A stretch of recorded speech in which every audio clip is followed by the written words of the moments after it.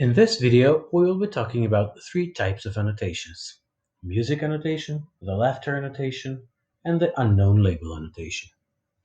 We already showed how to use the music annotation in a previous video, but we'll repeat it again. So, whenever there's music heard in the background, এমনকি পতঙ্গের বিষটাও খায় চীনেরা। তবে আজ আমরা পাঠকদেরকে জানাবো চীনের অদ্ভুত কিছু জনপ্রিয় the music annotation should be used. Laughter is very self-explanatory.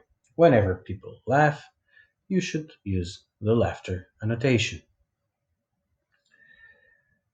Keep in mind that when speakers use the words that represent laughter, these should be transcribed and no annotation should be placed.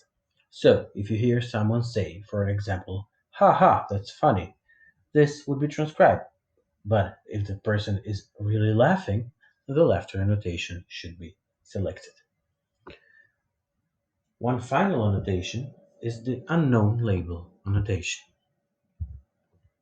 Basically, we don't use this annotation, and in case you're in doubt and want to use it, you must contact your reviewer for approval.